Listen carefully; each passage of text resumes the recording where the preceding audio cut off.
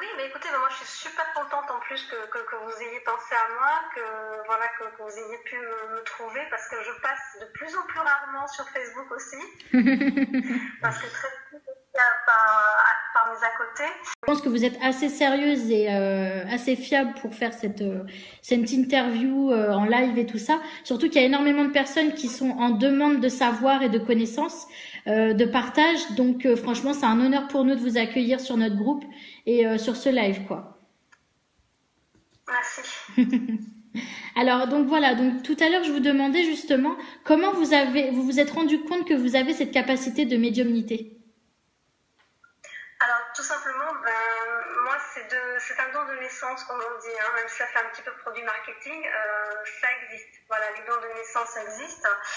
Et moi depuis l'âge de 4 ans, et après ça s'est confirmé à 7 ans, c'est-à-dire ça m'a pas quitté après ça. J'avais tout simplement des défunts autour du lit. À tel point qu'à un moment donné, je m'étais même fait un trou dans le drap pour regarder, pour pouvoir épiler à quel moment ils partaient. S'ils étaient toujours là, devant le lit, si ça bougeait. Donc j'avais fait un petit trou dont je me faisais gronder souvent par mes parents qui ne comprenaient pas pourquoi les draps étaient troués. C'était juste pour moi, pour me permettre de voir qui était là et qui bougeait, qui s'en allait et ainsi de suite. Je vivais planquée sous ma couette devant le lit. D'accord. Et ça vous est arrivé à quel âge la première fois que vous avez vu un défunt Alors moi, ça a commencé, on va dire, par un guide familier, c'est-à-dire c'était mon propre frère qui est décédé, qui m'est apparu. D'accord. Et donc ça a été le premier, entre guillemets, à venir. Après, j'ai eu pas mal de visites, énormément, par rapport à des ombres, des images assez gore qui venaient comme ça. Des gens, beaucoup d'ombres, de silhouettes noires aussi au bord du lit, que je n'essayais pas de détailler parce que lorsqu'on est enfant, clairement on bloque. Voilà, c'est assez effrayant, on va bloquer, donc on ne va pas essayer d'écouter ce à quoi on a affaire, on va plutôt se cacher et éviter tout ça. Et après, à l'adolescence aussi, donc je voyais toujours des gens auprès d'autres personnes, sauf qu'il n'y avait que moi qui voyais ces gens auprès d'autres personnes. Donc là, je me suis dit, c'est pas normal, c'est moi que je les vois, pourquoi les autres ne les voient pas, et ainsi de suite. C'est comme ça que j'ai pris conscience qu'il y avait quelque chose de différent chez moi de voir les choses de l'invisible. D'accord. Et psychologiquement parlant, vous l'avez vécu comment, en fait? Vous en avez eu peur? Est-ce que... Du tout. Non? Du tout. Alors bizarrement, ça c'est quelque chose qui, comment dire, a été... même si au départ c'est assez intimidant, on ne peut pas non plus se leurrer là-dessus, c'est intimidant, j'ai été mise en confiance justement par ce guide spirituel, donc mon frère qui est décédé, de suite. Donc, presque tous les soirs il m'accompagnait et dans la façon dont il m'apparaissait, moi je tenais à distance. Tout ce qui était au niveau des ombres, tout ce qui était au niveau de ce qui m'effrayait, à chaque fois que lui venait auprès de moi s'asseoir au bord du lit, tout ce qui était sombre autour s'éloignait. D'accord. Donc du coup, j'ai pu grandir dans un élément, on va dire, un peu sécurisé, puisque j'avais pleinement confiance en cette personne, et je me disais, bon, tant qu'il est là, ça va, je risque rien. D'accord, donc, ça m'a aidé aussi à me renforcer dans cette conviction. D'accord. Alors du coup, comment vous communiquez avec ces entités, en fait?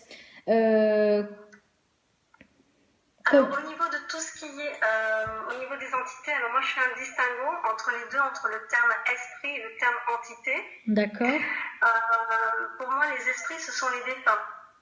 D'accord. Déjà à la base, les esprits, ce sont les défunts. Et les entités, c'est ce qu'on appelle des énergies pures. Alors là, pareil, j'ai vu la première partie du live. Et en fait, ça existe. Si on part du principe qu'il y a des énergies créatrices, alors qu'on peut appeler anges, guides spirituels, êtres de lumière, et ainsi de suite, ces êtres-là existent. Et il y a aussi, on va dire, le côté de la dualité avec des êtres beaucoup plus sombres. Et ce sont des entités qui n'ont jamais connu pour moi l'incarnation terrestre et qui n'ont rien d'humain. Ce sont des pures énergies qui sont soit dans la bienveillance, soit dans le sabotage. C'est un distinguo que je fais. Donc au niveau du dialogue avec les défunts, je les vois, donc je les entends également. de manière aussi télépathique, puisque étant petite, vu qu'il m'effrayait énormément de les voir, j'allais dire en chair et en esprit, j'avais bloqué ça. Donc moi j'avais demandé à ce que ça s'arrête, à ne plus voir ces visages, ne plus voir ces états de macabée, hein, pour dire les choses comme elles sont. Donc au bout d'un moment, je voulais bloquer, ni plus ni moins cette aptitude que j'avais. Et lui m'a expliqué à nouveau, il disait, ben non, écoute, tu vas avoir quelque chose à faire avec ces gens-là, et à la place, tu vas les voir de manière télépathique, tu vas les entendre de manière télépathique. Donc tout ce qui est au niveau de la clairvoyance de mes yeux et à l'oreille a cessé. Par contre, je n'ai pas perdu au change parce que maintenant c'est l'empathie avec les défunts. C'est-à-dire qu'au niveau de l'émotionnel, au niveau des causes de décès, je ressens la douleur et les causes de décès physiquement. Donc c'est quelque chose qui est assez éprouvant. Mais quand on est enfant, on se dit ouais, mais pourquoi pas. Mais moi, l'empathie, je ne savais même pas ce que c'était, quoi. Je me suis dit, du moment que je ne les vois plus, je les entends plus, ça m'allait, quoi. C'est après, à l'usage, que je me suis dit, bah tiens, le fait de ressentir que quelqu'un est décédé et brûlé vif, c'est quelque chose. Le fait de ressentir les maladies physiquement, c'est quelque chose aussi. Les états émotionnels, pour beaucoup, c'est-à-dire que quand certains sont dans la colère, ça va m'imprégner aussi. Dans des états d'euphorie aussi, ça va m'imprégner. Et après, il y a un temps où il faut aussi se décharger de tout ça. Donc, je travaille beaucoup plus en médiumnité, ce qu'on appelle télépathique avec les défunts. Je les vois donc ce qu'on appelle par le troisième œil, donc une visualisation, et je les entends en claire audience, mais dans ma tête, pas à l'oreille. D'accord, après, donc... pour les entités, on va dire que pour les entités, lorsque je les ai, ça s'impose elles-mêmes. Hein. Ce sont d'autres formes d'énergie qui sont colossales. Et je travaille énormément avec les guides des autres personnes, puisque moi j'ai grandi avec le mien, j'ai eu cette chance de garder ce lien. Et je perçois les guides des autres personnes auprès des gens. D'accord. Aussi leurs défunts également. D'accord. Du coup, vous parliez donc du coup des anges et des guides, mais est-ce que vous pouvez justement nous en parler un petit peu plus? Est-ce que c'est du coup pour vous, donc du coup ça existe, et est-ce que vous pouvez nous dire leur rôle? Alors moi je suis pas angélique bizarrement. Je suis pas du tout dans cet aspect les anges et tout ça. Donc moi je parle vraiment. Alors que pour définir, on va dire, on parle de la même chose. Ça avec des entités, donc des pures énergies, qui sont totalement inhumaines, puisque ça n'a jamais connu une incarnation terrestre. Après, comme j'ai coutume de le dire moi dans mes conférences, si on était né en Chine, on parlerait de certaines déités. Si on était en Inde, on parlerait d'avatars. Et en même temps, ça reste toujours des êtres purs au niveau spirituel. Donc ici, on est dans une culture judéo-chrétienne, on va appeler ça des anges, des archanges. Mais je ne suis pas non plus dans ce registre-là, bizarrement. Voilà, je préfère le terme d'être de lumière ou d'entité pure. Voilà, comme ça, c'est inhumain. Voilà, comme ça reste basique, on reste sur de l'inhumain. Et c'est un travail vraiment d'accompagnement, de soutien auprès de tout le monde, sans exception. C'est-à-dire même quelqu'un qui est totalement athée, qui ne croit strictement en rien, a auprès de lui un guide spirituel qui est là pour l'épauler. C'est un conseiller. Oui, donc du coup ça a coupé, je pense que c'est notre connexion qui a un peu bugué. Alors du coup... Donc du coup, je voulais savoir... J'ai contacté Inès 2 fois, elle est au top. Oui, c'est une très bonne personne. Alors il y a quelqu'un qui nous dit, j'ai contacté Inès 2 fois, elle est au top. Bon, mais merci. ça me rassure. J'ai pu aider, voilà, ça peut apporter pas mal de choses. Parfait, nickel. C'est le but aussi, au niveau de la médiumnité. C'est vrai que le thème de ce soir, c'est qu'est-ce qu'est la médiumnité? Et c'est vrai que le terme médium, après, il est galvaudé. Voilà, on semble poser une étiquette et au final, ça veut simplement dire intermédiaire. Hein. Si on regarde le dico, vous regardez le terme médium, ça veut dire intermédiaire, le milieu. Oui. Et en fait, c'est le milieu entre quoi et quoi? C'est uniquement le milieu entre le monde invisible, le monde énergétique, et le monde matériel, le monde physique. Voilà, donc nous, on a cette aptitude ou même une facilité pour certaines personnes à faire un petit peu cette balance, à être ce point de relais, ce palier. Et c'est vrai que voilà, après, ça peut aider beaucoup de monde qui se posent pas mal de questions sur eux-mêmes, sur l'au-delà, sur est-ce qu'il y a quelqu'un qui est autour d'eux ou d'elles pour pouvoir les aider. On est là, voilà, dans ce but-là d'expliquer et d'accompagner. C'est un système d'aide, ni plus ni moins. Donc, le terme médium, comme vous disiez tout à l'heure sur la première partie, je ne sais pas au final comment l'appelait, il y a le mot d'Andico qui est là, on va le prendre. Hein. Après, voilà, c'est pas un statut, c'est pas une élite, j'allais presque dire c'est un qualificatif pour dire, voilà, il y a des gens qui sont comme ça, entre deux états de conscience, et qui peuvent faire comme ça ce point de relais, ce petit fil conducteur entre les gens et le monde invisible. D'accord. D'accord.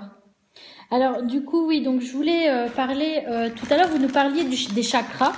Donc, justement, donc est-ce que vous, du coup, en tant que médium, vous avez ouvert votre 6e œil, c'est ça? Donc, c'est le 6e, hein, si je ne m'abuse. 6e sens. Non, c'est le 6e œil qu'on ouvre pour... 3e œil. Ou le 3e œil, je sais plus. Alors, on appelle ça le 3e œil. La vision par le 3e œil, en fait, quand on parle du 3e œil, ça se trouve donc au niveau entre les sourcils. Il tient un peu au niveau du front. C'est un peu comme l'œil des cyclopes, en fait, ni plus ni moins. Et c'est quelque chose qui permet de voir le monde invisible, le monde éthérique. D'accord. Donc, c'est désigné comme un chakra, effectivement. Mais après, c'est une visualisation mentale aussi, pour beaucoup. Donc, certaines personnes vont vouloir essayer de développer ça par le biais de méditation, par le biais de travail comme ça, guidé pour essayer d'ouvrir leur chakra. Moi, à titre perso, je le déconseille. Je le déconseille parce que tout simplement, si vous n'êtes pas préparé à recevoir tout ça, au bout d'un moment, il y a un effet, un double effet qui se coule, on va dire. Parce que si vous vous ouvrez à quelque chose de totalement inconnu, après, personne n'est en mesure de faire le tri. C'est-à-dire, on ne peut pas choisir de ne pas voir certains défunts, certaines présences plus lourdes.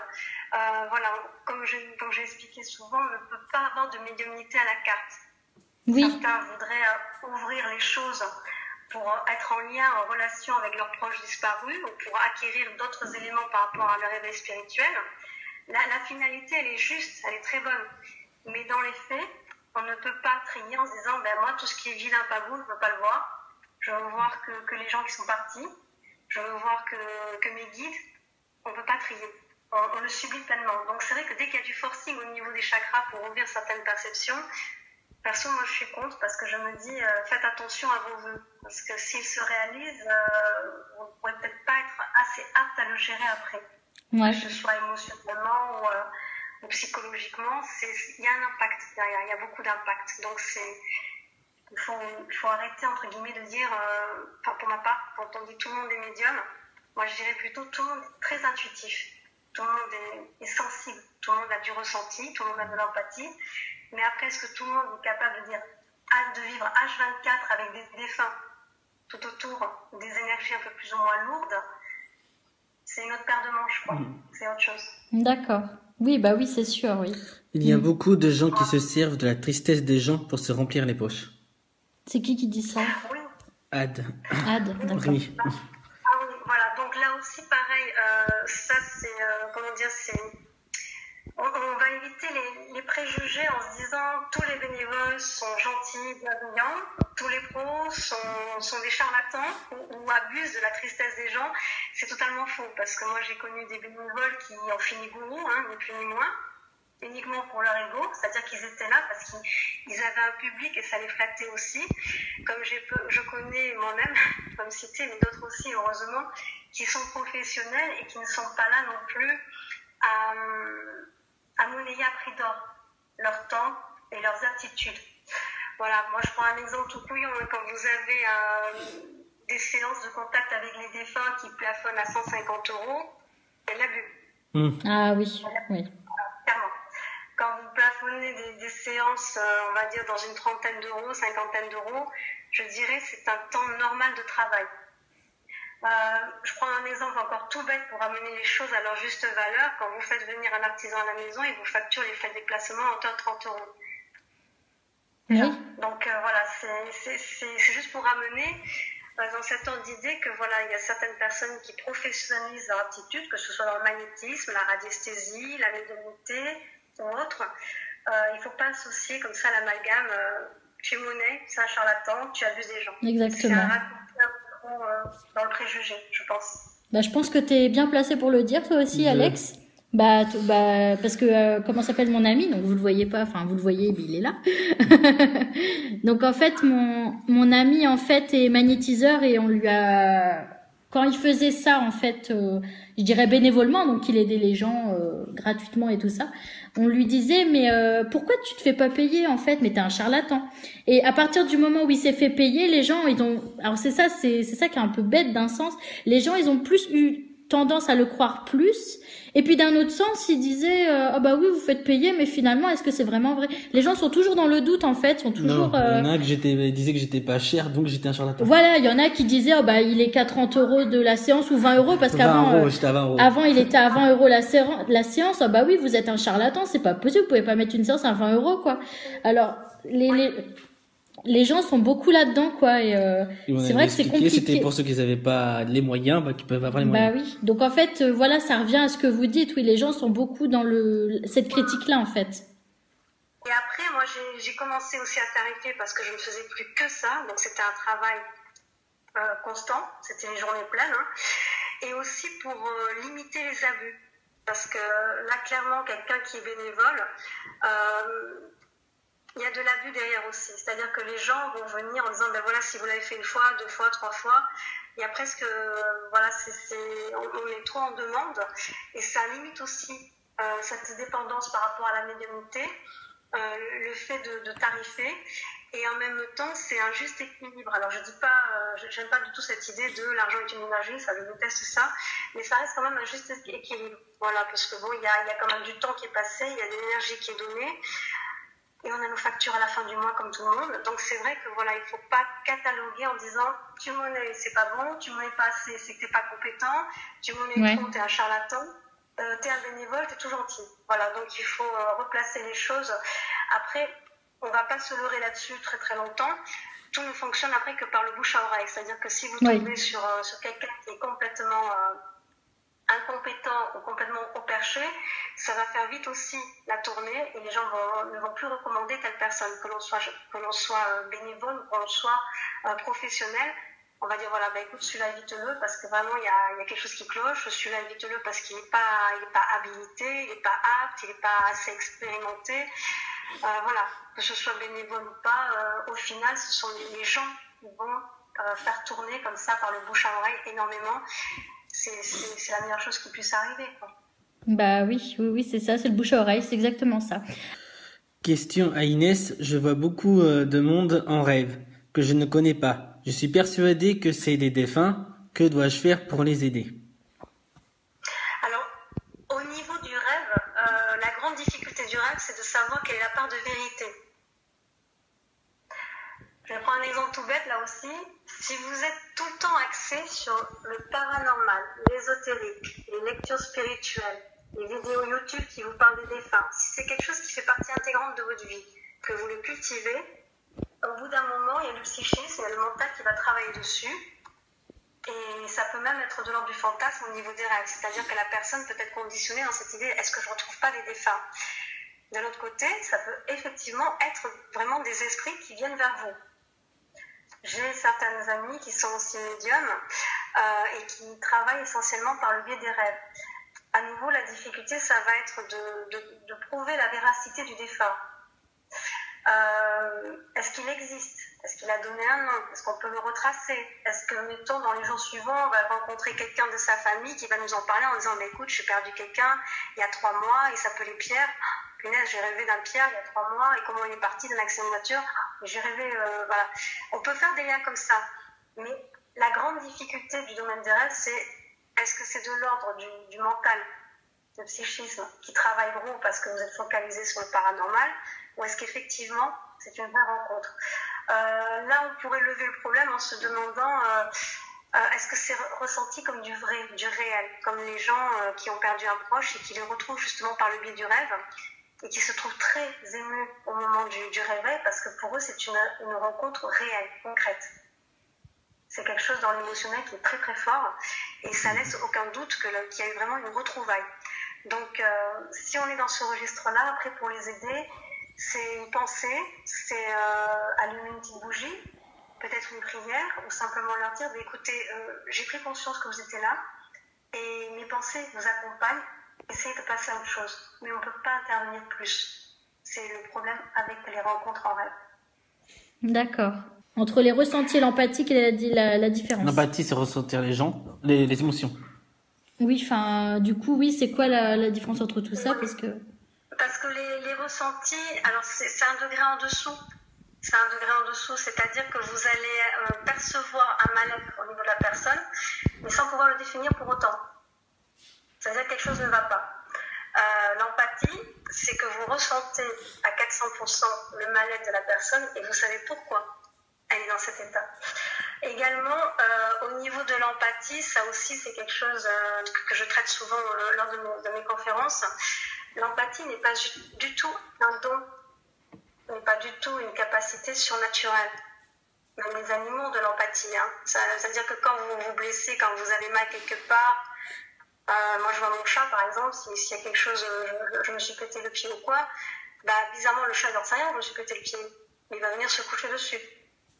moi, ils le ressentent, tout ça, oui. Donc l'empathie, c'est vraiment quelque chose qui va être vachement plus lié au fait de se mettre à la place de l'autre. C'est ce que ça veut dire à la base. Tandis que le ressenti, lui, c'est juste une impression. Donc c'est un degré beaucoup plus en dessous, mais qui peut être aussi une base de travail. Comme par exemple, quand vous rentrez dans une pièce, vous sentez que les énergies sont lourdes, mais vous ne savez pas cibler pourquoi. Vous savez juste que c'est lourd, c'est un ressenti que vous en avez. Si vous arrivez dans une pièce et que vous ressentez les énergies lourdes, mais en même temps vous savez pourquoi, c'est-à-dire qu'il y a eu des disputes, de la violence, quelque chose de très lourd derrière, ça vous imprègne directement. Vous avez cette lecture qui vient de suite. D'accord.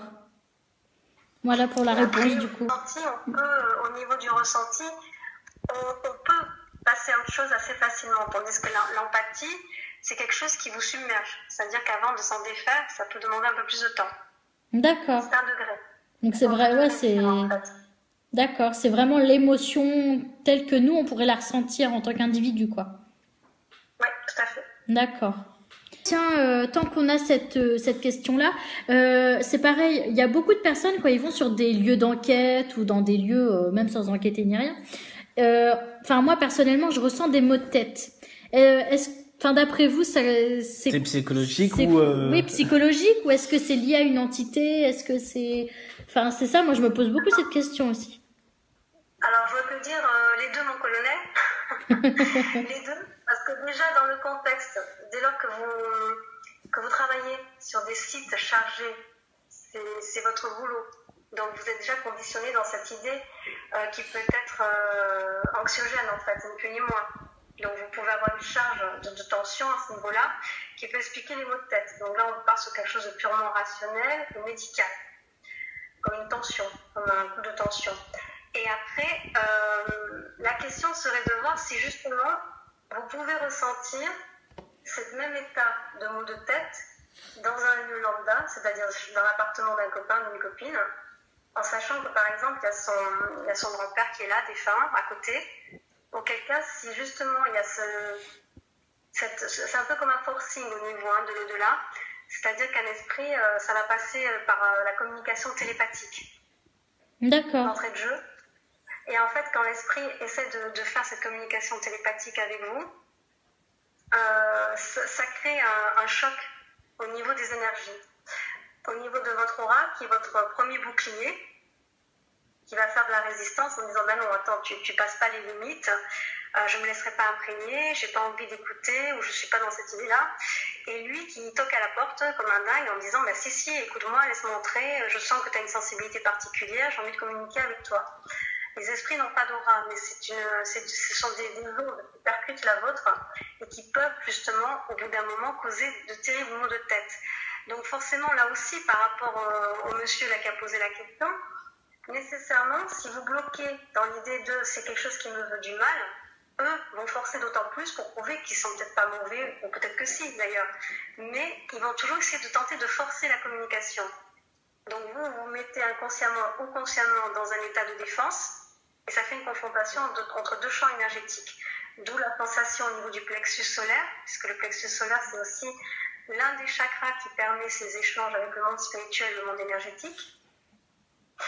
Et aussi avec le coronal, donc c'est-à-dire au niveau de la tête. Donc on a la pression au niveau du thorax, on a les maux de tête de plus en plus violents. Mais ça va être un forcing, c'est-à-dire que là, du coup, la question que je poserai moi au monsieur, c'est est-ce que vous avez déjà vécu pas mal d'expériences au niveau de la médiumnité? C'est quelque chose qui est assez familier chez vous? Auquel cas, si c'est le cas, c'est qu'on essaie de faire un contact, qu'on essaie de rentrer en communication avec vous, et vous derrière qui faites du forcing, par crainte légitime, hein. Il n'y a pas, voilà, je veux dire n'importe qui, même moi, hein, avec les années et tout, si je vois un défunt qui se plante dans ma cuisine derrière moi, quand je me retourne, je vais lâcher tout le paquet de vaisselle. Hein. Donc voilà, c'est humain d'avoir peur, c'est humain de bloquer, c'est humain d'être sur la défensive. Donc il faudrait voir un petit peu par rapport à sa propre histoire, si effectivement il y a des antécédents, plusieurs signes, plusieurs vécus qui font que on essaie de forcer un peu le contact. D'accord. Alors il y a, comment ça s'appelle c'est qui demande? Logan, hein. Logan qui dit question à votre invité. J'ai des ressentis et je suis en pâte. Pourquoi les défunts que je connais pas viennent me voir? Parce que vous avez des ressentis, que vous êtes en pâte. C'est quelque chose en fait. Enfin, je veux dire, c'est comme un aimant. Enfin, moi, c'est ce que je dis souvent aux gens en fait. Enfin, c'est mon ressenti personnel. En fait, enfin, je sais pas. Vous me dites si j'ai raison ou pas, hein, parce que moi, je suis pas médium ni rien. Mais je veux dire, comment s'appelle les entités le ressentent en fait quand il y a quelqu'un qui est ouvert à eux. C'est comme un aimant quoi. C'est une éponge. C'est ça en fait. Donc en fait, alors on peut parler de vibration, on peut peut-être parler de lumière au niveau de l'aura. Il y a une émanation au niveau de l'aura qui est particulière. C'est pour ça que je rejoins l'idée de votre précédente invitée, parce que les médiums se reconnaissent entre eux, oui, clairement. Il y a une lecture énergétique qui est particulière. Donc si entre médiums on peut se reconnaître, on voit les attitudes des gens, de l'autre côté c'est encore d'autant plus facilité. Donc le niveau énergétique est un petit peu plus haut parce qu'il y a une ouverture d'esprit qui est là. Et du coup, ça attire effectivement, comme un phare en pleine nuit, il pourrait attirer des papillons et ainsi de suite. Quoi. C'est vraiment cette même idée. Donc forcément, quand ils voient qu'il y a quelqu'un qui est capable de ils vont se rapprocher de cette personne.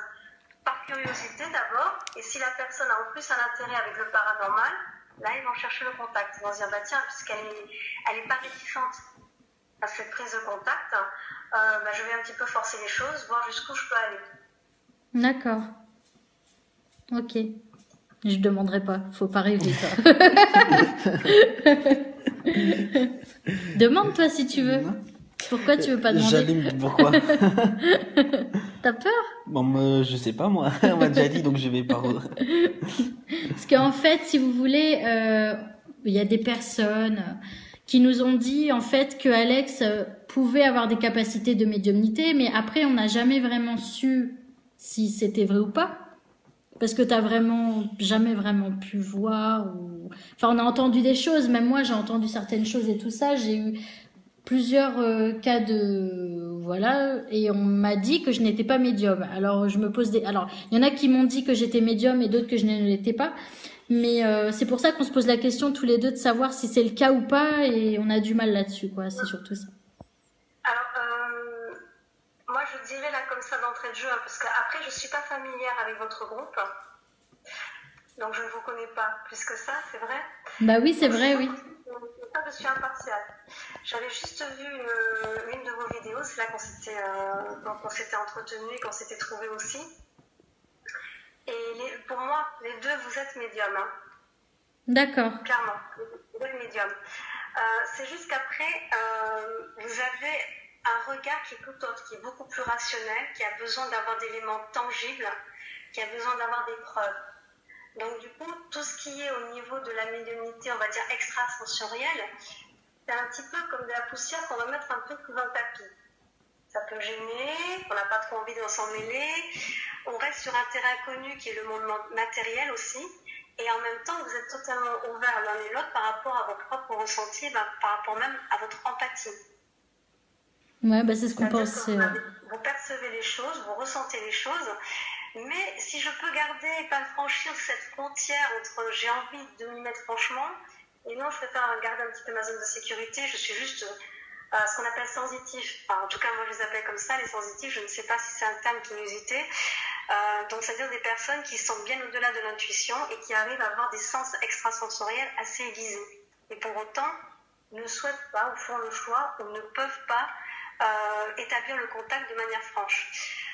Pour l'un comme pour l'autre, alors là, c'est pas une séance que je vous fais à tous les deux. Hein. Non, non, non, mais on sait bien. Pour l'un comme pour l'autre, ce qui est marrant, c'est qu'on me dit que vous en avez eu des preuves comme quoi vous avez vu, ressenti des choses, même si c'était de manière furtive, vous avez été témoin et pas seulement uniquement avec du matériel. Donc, si c'est le cas, si c'est ce qu'on me présente est vrai, je me dis voilà, c'est vrai, vous êtes plus sur la réserve, c'est votre zone de sécurité, tout simplement. Vous avez trouvé ce mode de fonctionnement en tant qu'enquêteur du paranormal, c'est ce qu'on pourrait appeler aussi des parapsychologues. Voilà, c'est-à-dire ce besoin d'être très encore cartésien. Voilà, éprouver les choses, tester les choses pour pouvoir essayer d'y adhérer et d'apporter des preuves vraiment quelque chose de matériel et de probant pour aider comme ça à cette prise de conscience en disant mais enfin bon, la prise de conscience elle existe depuis des millénaires hein, parce que le contact avec les défunts elle existe depuis des millénaires, hein, les rites funéraires aussi existe depuis des millénaires. Donc voilà, on y est, mais il y a ce côté de on veut du tangible, et ben on a cette sensibilité, mais nous on va travailler sur tout ce qui est tangible, les preuves, les enregistrements et ainsi de suite. Oui, c'est ça. Mais vous avez totalement trouvé le truc, hein, de toute façon. Mais c'est juste que on voulait la confirmation. Il y en a beaucoup qui nous ont dit que on avait certaines capacités, mais on se posait encore la question parce qu'il y en a qui nous disaient que non, d'autres qui nous disaient que oui.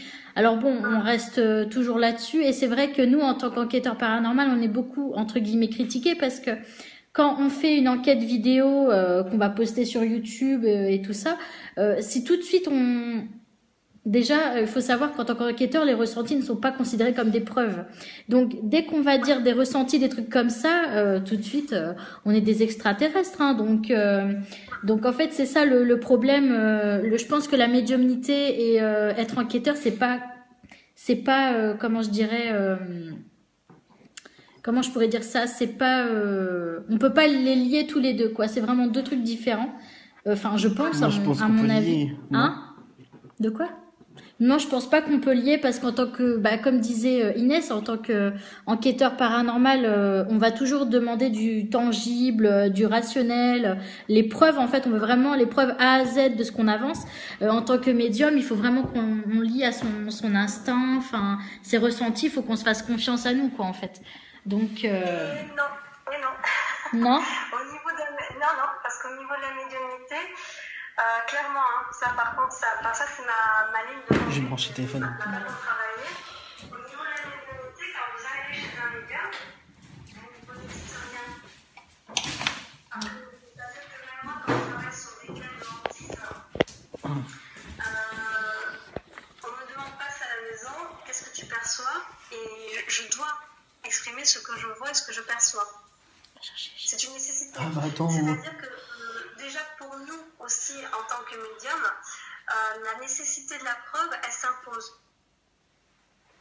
Tout simplement. D'accord. Parce que quand vous parlez d'un défunt, si vous dites à quelqu'un, ben voilà, je vois un grand-père qui est décédé à 85 ans d'un arrêt respiratoire, ça va concerner à peu près 100% des gens qui ont perdu un grand-père. D'accord. Si vous parlez Oui, c'est vrai, ouais. parti d'un arrêt respiratoire et que c'était au beau milieu de la rue, en plein mois de novembre, et qu'il était tout seul, et qu'on l'a retrouvé là c'est un peu plus éloquent.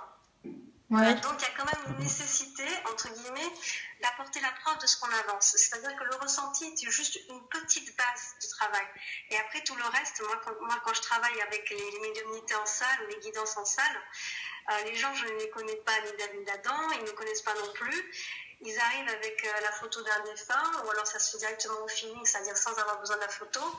Et on retrace l'histoire de la personne de A à Z avec son état émotionnel, son caractère, la cause de son décès, les messages aussi qu'il transmet.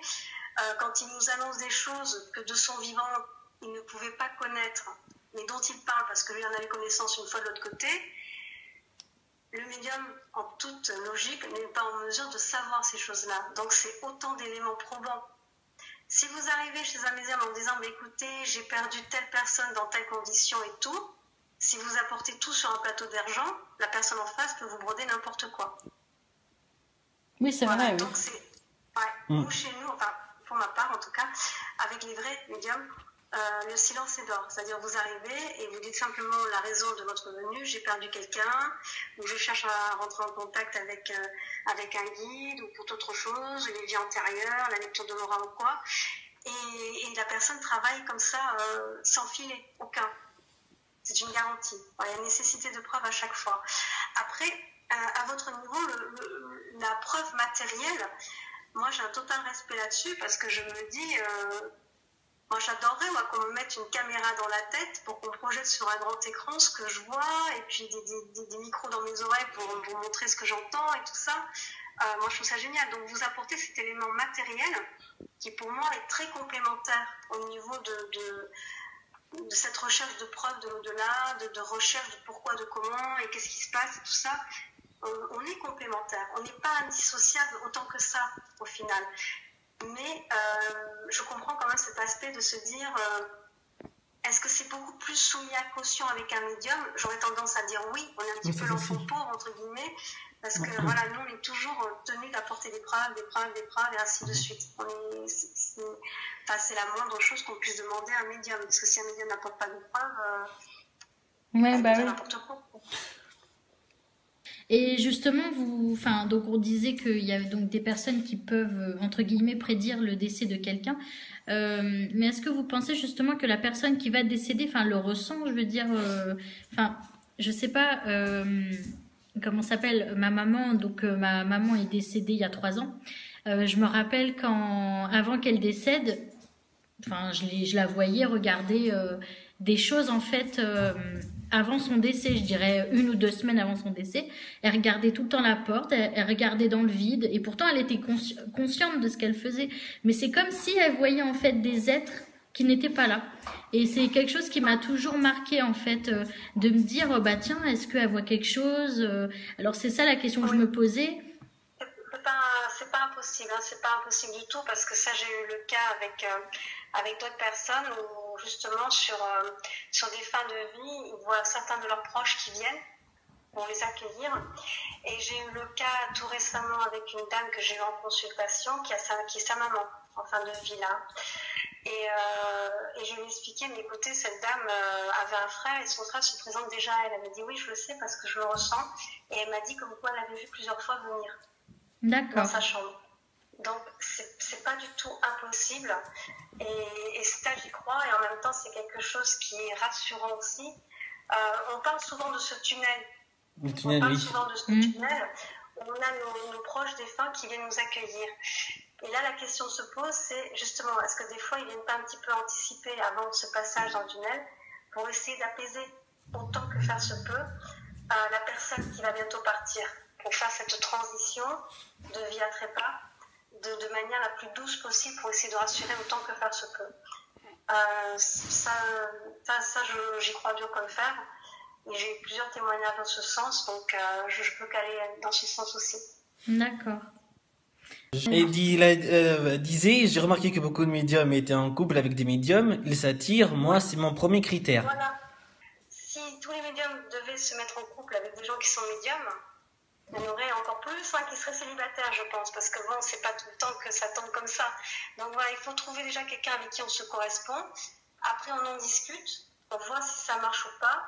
S'il y a un terrain favorable d'entente vis-à-vis du couple, tant mieux, on peut en discuter, évoluer là-dessus. Et s'il n'y a pas de terrain d'entente, dès lors qu'il y a du respect et de la tolérance de la part de l'un des deux conjoints, c'est pas la peine, j'allais dire, de bourrer le mot, quoi. C'est pas la peine d'imposer en disant ouais, mais ouvre-toi, sois plus spirituel. Ouais. Si le gars ou la nana en face, ça n'a strictement rien à faire.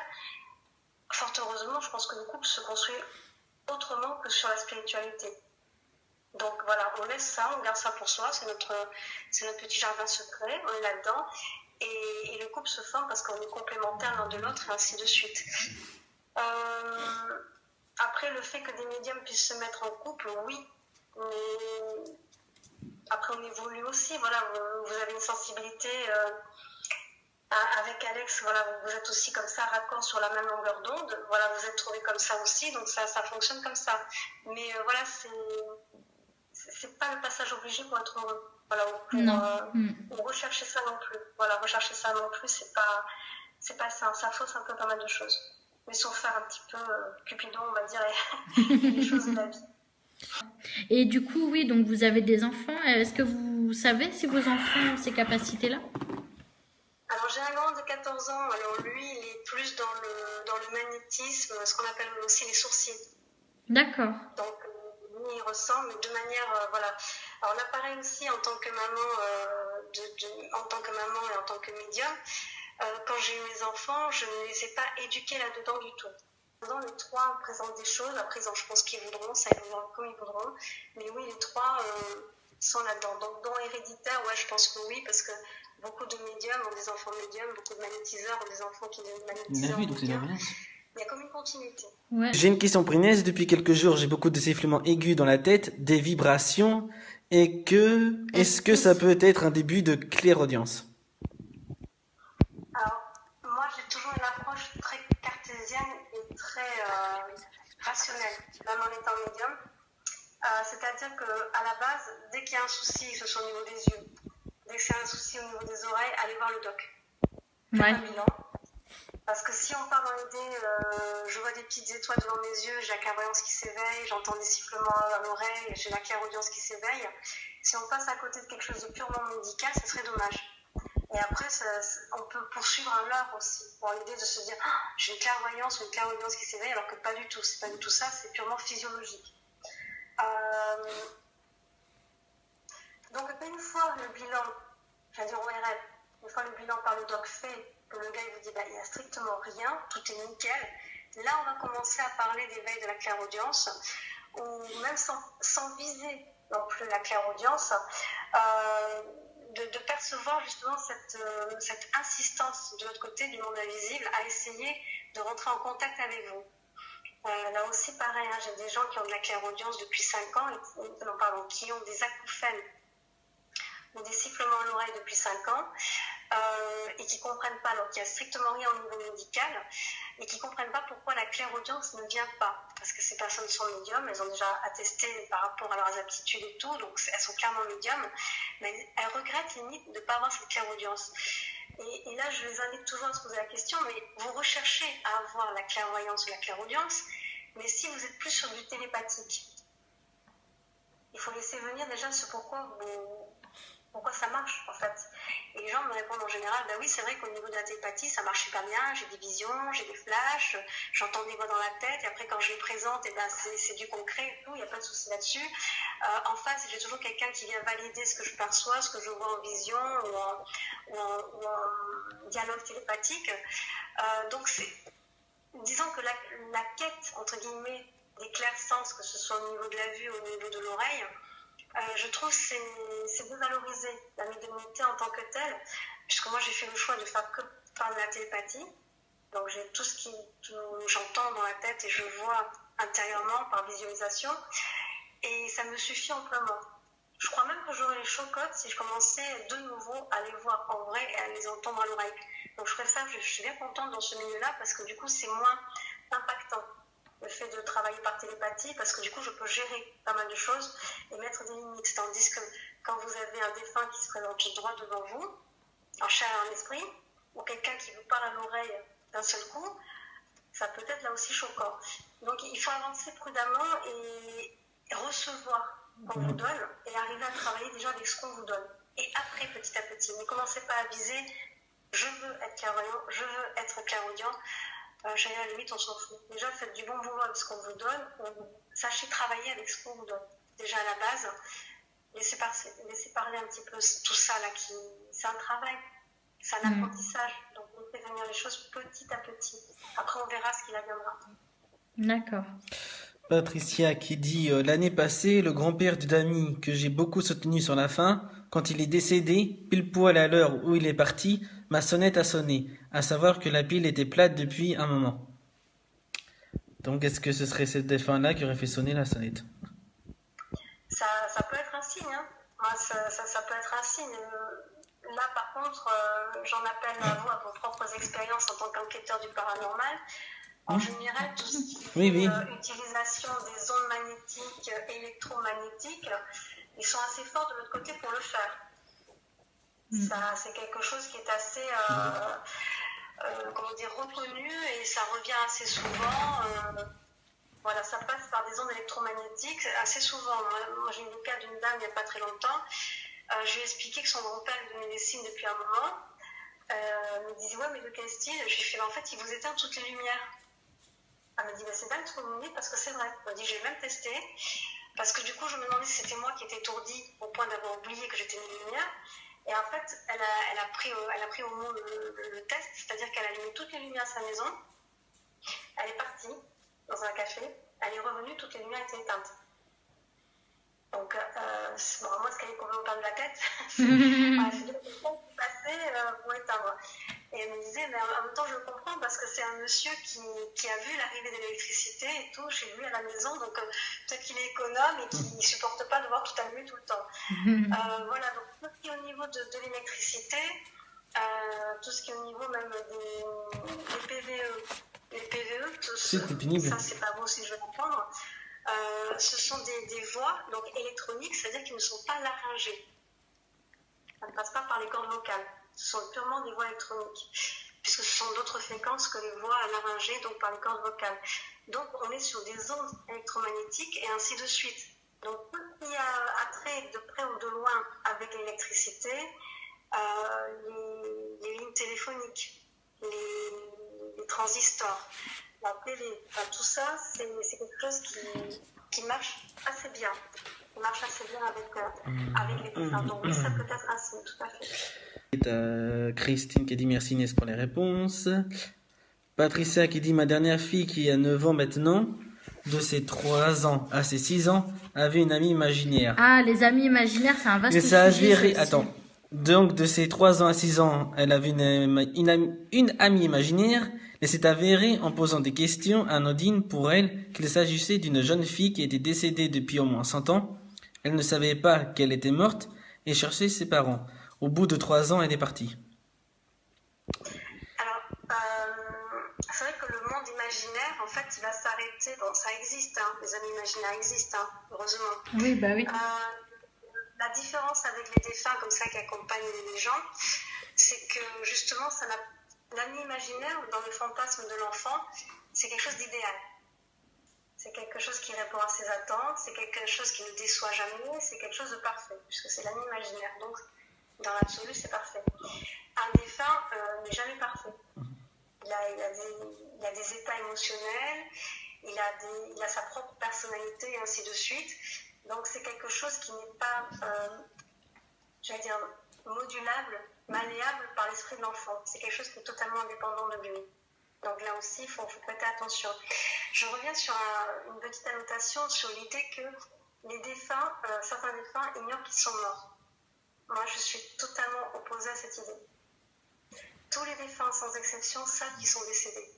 Par contre, dans le lot, il y en a certains qui refusent de l'être. Ça veut dire qu'ils rentrent dans le déni. Ah. Donc même les personnes qui sont mortes, je dirais, subitement, ils savent qu'ils sont décédés. Bien sûr. Mais ils le refusent. Il y a une transition qui est faite. C'est-à-dire, il y en a qui disent qu'ils ne savent pas, il y en a qui... Planifier de l'autre côté. Il y a une transition. L'état des EMI, quand vous avez cet accueil au niveau des gens, il existe pour tout le monde. Puisque même quand il y a des morts subites, j'allais dire, c'était inscrit au programme. Même si c'est une mort accidentelle, c'était quelque chose qui devait arriver. Vous entendrez souvent les gens dire, c'était son heure. Ben voilà, c'est peut-être une mort accidentelle, mais oui, c'était son heure. Donc il y a une programmation de l'âme pour partir de l'autre côté. Donc même dans le cas des morts soudaines, accidentelles ou brutales, ils savent qu'ils sont décédés, c'est juste qu'après ils sont dans le déni, c'est-à-dire qu'ils refusent de l'être. Je crois moi perso j'en veux vachement avec au film Sixième Sens, qui a entretenu cette légende urbaine comme quoi un défunt ne sait pas qu'il est décédé. C'est un voile en fait qu'ils posent. Ils sont vraiment dans le déni, c'est-à-dire que non, j'ai envie de rester là, j'avais des choses à faire, je n'ai pas envie d'avancer parce que ce qui m'attend de l'autre côté m'inquiète. où j'ai trop besoin de soutenir mes proches qui sont dans la peine, et ainsi de suite. Il y a 1 milliard de raisons qui fait que le défunt refuse ce nouvel état d'esprit. C'est-à-dire qu'il n'est plus incarné, il est défunt, il est décédé. Mais ils le savent, ils sont dans le monde. C'est juste un délire, mais bon. D'accord. D'accord. Ils le savent tous, quoi. D'accord. Donc la personne qui disait qu'il y avait des sifflements sur les oreilles, elle dit qu'elle a déjà fait un bilan, mais on ne m'a rien trouvé. Donc ça, bon, toujours pareil, voilà, on revoit un petit peu le contexte, s'il y a eu d'autres phénomènes en amont, même si c'est assez anecdotique, hein, mais au niveau de la médiumnité, comme ça, c'est quelque chose qui est forcément récurrent, qui perdure dans le temps, qui revient de manière cyclique. C'est-à-dire, mettons, moi, dans mon bouquin, j'en parle comme ça, c'est-à-dire qu'en général, c'est durant la petite enfance, après c'est à l'adolescence, et après c'est à la trentaine. Si vous loupez le coche entre 5, enfin, mettons quand vous êtes tout petit, vous loupez le coche quand vous êtes ado, pourtant on vous donne des signes. Hein. Il y a des phénomènes qui arrivent tout autour de vous, mais en même temps, vous faites la sourde oreille où ça ne vous intéresse pas, où vous en avez peur. Et après, plus tard, ça revient de manière beaucoup plus dense ou de beaucoup plus insistante. Mais ce système d'acouphène peut être un symptôme. Mais toujours rester prudent et voir un peu en amont s'il y a eu d'autres phénomènes par ailleurs qui pourraient appuyer la thèse. Est-ce que je suis médium? Oui, j'ai l'impression que oui, parce que j'ai vécu d'autres trucs bien avant. D'accord. Moi, je te demande Donc, s'il n'y avait attends. pas de message après. Je regarde. Donc entendre sans entendre et voir sans voir, c'est de la télépathie. Est-ce de la médiumnité? Alors, oui. C'est-à-dire que quand je dis que les défunts sont télépathes, les esprits sont télépathes, hein, puisqu'ils lisent dans nos pensées et puisqu'ils communiquent, ils nous influencent aussi. C'est parler sans parler, quoi. C'est oui. Voilà, Oui. Ouais, c'est une influence en fait qu'ils peuvent donner. Et nous, pareil, quand on parle à nos défunts, quand on a des intentions pour eux, on travaille aussi par la pensée. On leur envoie des intentions et ainsi de suite, sans pourtant les verbaliser, on y est, quoi. Donc cet aspect télépathique existe.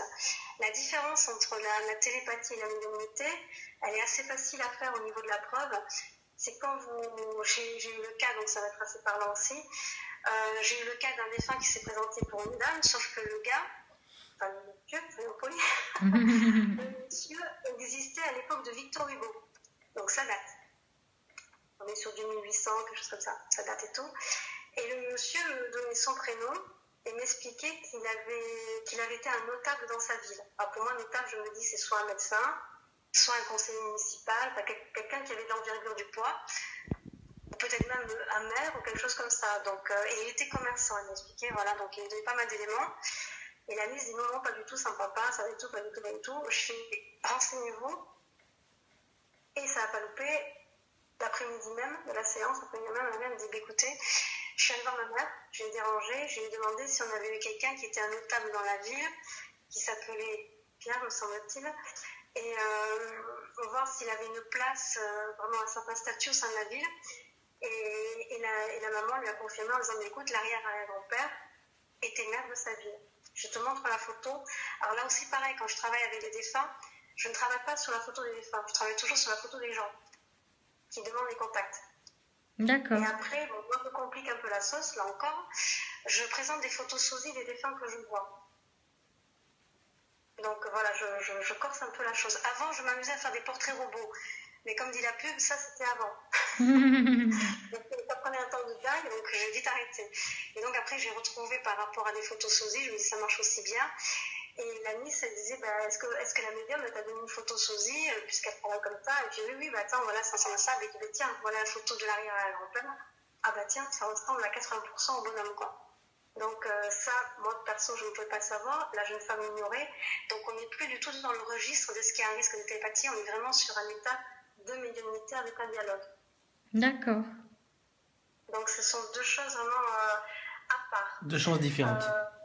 Ouais, deux choses différentes, ouais. Ouais, deux choses qui peuvent être complémentaires aussi pour un certain travail, mais on est quand même, voilà, dans cette idée de la médiumnité, il faut des preuves tangibles, il faut vraiment quelque chose qui, en face, on dit waouh, ouais, la fille ne peut pas savoir, quoi. Voilà, c'est là où on est avec la médiumnité. Donc il faut toujours rester dans cette idée de preuve, d'apporter la preuve en tout cas. D'accord. Christine dit bien sûr qu'ils savent qu'ils sont décédés. Bah après, encore Bah une après, fois, encore une on fois, aura il y en a des... qui disent qu'ils ne le savent pas, il y en a qui disent qu'ils le savent, donc... Alors, J'ai des visions depuis peu, j'entends des noms et des prénoms. c'est de la clairaudience. Clairaudience Ouais, et entendre. Hein. des visions. Et Patricia, pour répondre au fait qu'elle ne savait pas qu'elles étaient décédées, ce sont les mots de ma fille, qui était fort petite à l'époque. Peut-être que ma fille refusait le fait que son amie était morte. Oui, peut-être.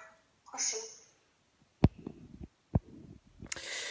Oui, bien sûr, on les entend par les pensées.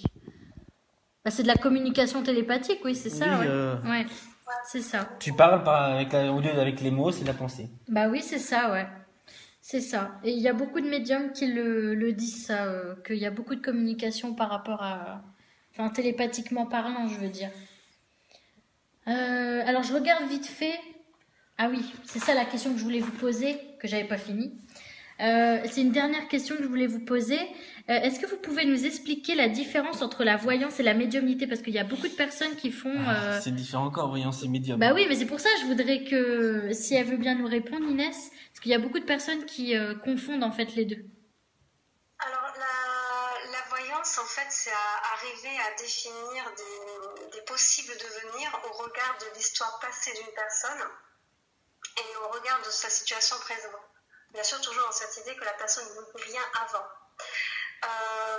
Alors moi, je vais être encore antitinante avec ça. Moi, je travaille en voyance médiumnique. C'est-à-dire que quand moi, je travaille en voyance, je m'adresse directement soit au défunt de la personne, soit à ses guides. D'accord. Donc, c'est pas moi qui vais chercher.